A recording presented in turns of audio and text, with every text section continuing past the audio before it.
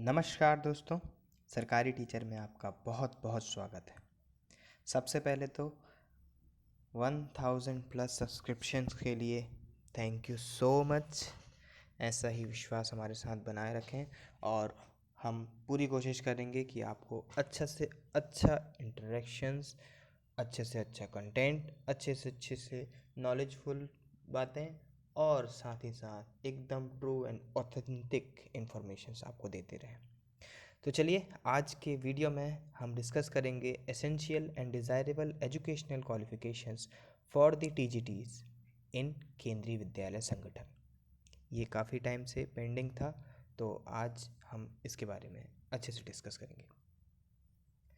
सबसे पहले एसेंशियल जो क्वालिफिकेशंस हैं उसके लिए जो एकदम एसेंशियल है वो 4 year integrated degree course of Regional College of Education of NCERT in concerned subject with at least 50% marks in aggregate। Regional college of education जिसे RIE regional institute of education भी बोला जाता है। अब इसके साथ साथ बहुत सारी और यूनिवर्सिटीज़ हैं जो integrated degree course BSc BEd BA BEd ये सब अब स्टार्ट कर दिए हैं। तो रीजनल कॉलेज के साथ साथ वे भी इंक्लूडेड ही हैं।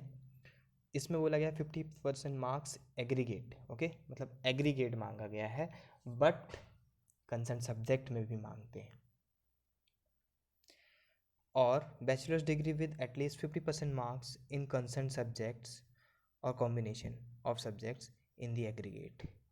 यहाँ पर बैचलर डिग्री कहा गया है, ये इंटीग्रेटेड नहीं है, बैचलर्स डिग्री है with 50% marks in concern subject oblique of combination. अब देखिए ऊपर बस एग्रीगेट लिखा हुआ, नीचे कंसर्न सब्जेक्ट ऑब्लिक कॉम्बिनेशन बोला है, तो इस तरीके से कन्फ्यूजन क्रिएट होता है। और सबसे ज़्यादा क्वेश्चन इसी को लेकर है कि 50% मार्क्स एग्रीगेट माने जाएंगे या कंसर्न सब्जेक्ट में माने जाएंगे। तो देखिए ये वेरी कर जाता है, क्योंकि गाइडलाइन में तो स्पेसिफिक यही दिया हुआ है। ये प्रॉपर सेम आप चाहे तो KVS की ऑफिशियल वेबसाइट है उसमें चेक कर सकते हैं, यही वर्ड्स लिखे हुए हैं, मैंने कोई चेंजेस नहीं किए हैं। अब ये क्या होता है, प्रॉब्लम क्या करता है, यहाँ ऑब्लिक लगा हुआ है, होना तो चाहिए इसे कंसर्न सब्जेक्ट या कॉम्बिनेशन, दोनों में से कुछ भी। यदि आपके सारे कंसर्न सब्जेक्ट में 50% से अबव है तो ऑफकोर्स एग्रीगेट तो होंगे ही। तो ये वेरी कर जाता है पैनल वाइज, जो वेरिफिकेशन जहाँ पर भी होते हैं ना डॉक्यूमेंट, वहाँ पर जो क्लर्कियल जॉब वाले होते हैं वो चेक करते हैं। तो उनको जैसी गाइडलाइन मिलती हैं वो उसके अकॉर्डिंग चेक कर लेते हैं। तो कई जगह कंसर्न सब्जेक्ट बस में देख लेते हैं और कई जगह कॉम्बिनेशन में भी देख लेते हैं। और जो एक्चुअल ये है कि कंसर्न सब्जेक्ट में 50% से ऊपर होना चाहिए या 50% होना चाहिए, ओके। तो जब कंसर्न सब्जेक्ट्स में सब में होंगे 50% तो सारा एग्रीगेट में भी होंगे, तो ये बात फिर से दोनों ही लागू हो जाती हैं, ठीक है। देन BEd और equivalent degree from recognised university, BEd is must. Then comes, हम डिस्कस करते हैं सब्जेक्ट स्पेसिफिक में क्या क्या एजुकेशन रिक्वायरमेंट्स है। पहला तो संस्कृत में, TGT संस्कृत में 3 साल संस्कृत होना चाहिए as a subject. TGT Hindi के लिए हिंदी 3 साल होना चाहिए। TGT इंग्लिश के लिए 3 साल English. Then comes TGT SST social science.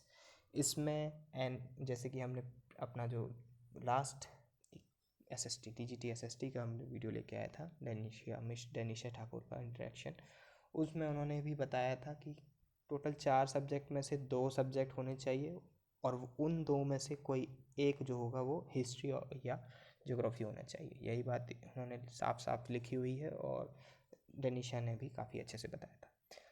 Then आता है TGT मैथ्स के लिए bachelor degree in maths with any 2 of the following subjects, physics, chemistry, electronics, computer science और स्टैटिस्टिक्स। इन 5 सब्जेक्ट्स में से कोई 2 सब्जेक्ट्स और होने चाहिए विद मैथ्स, ठीक है।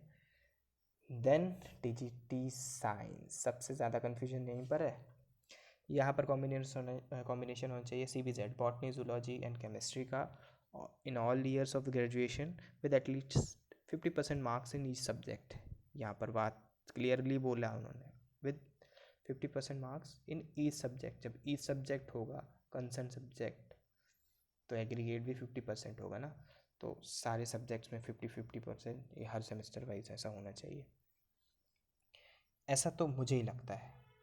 गाइडलाइन में और किस तरीके से अभी चेंज होने बाकी हैं और कैसे क्लियर आने वाला है वो तो फ्यूचर में जब मे बी 2020 और 2021 में जो वैकेंसीज आएंगी तो उसमें फिर शायद तक चेंज कर सकते हैं गाइडलाइन।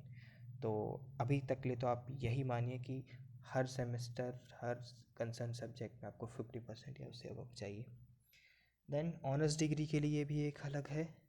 ऑनर्स डिग्री में भी यदि किसी की बॉटनी से है या कोई जूलॉजी से या केमिस्ट्री है तो उसमें किसी एक में तो ऑनर्स डिग्री होगी बट बाकी दो सब्जेक्ट्स भी चाहिए। ओके, और उनमें भी 50% चाहिए। देन CTT पेपर 2 होना चाहिए क्वालिफाइड, और साथ ही साथ कुछ डिज़ायरेबल कैरेक्टरिस्टिक हैं जो कि हिंदी और इंग्लिश मीडियम, इसमें टीचिंग प्रोफिशिएंसी होनी चाहिए, और knowledge of computer applications. Knowledge of computer applications आजकल सारे टीचिंग जॉब में, चाहे आप सेंट्रल गवर्नमेंट की हो या स्टेट गवर्नमेंट में, सभी में चाहिए। और अब तो पेंडेमिक की सिचुएशन ने बता ही दिया कि किस तरीके से ऑनलाइन क्लासेस भी एक ऑप्शन हो सकती हैं, अल्टरनेटिव हो सकती हैं।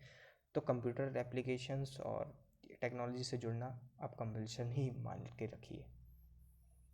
अब आते हैं TGT physical and health education में। इसमें जो डिग्री रिक्वायर्ड है वो बैचलर डिग्री, जिसको BPEd bachelor of physical education, वो रिक्वायर होती है। लाइब्रेरियन पोस्ट, ये भी TGT के इक्विवेलेंट होती है, और इसमें bachelor degree in library science or graduate with 1 year diploma in library science from a recognised institution, and working knowledge of Hindi and English as well as knowledge of computer applications.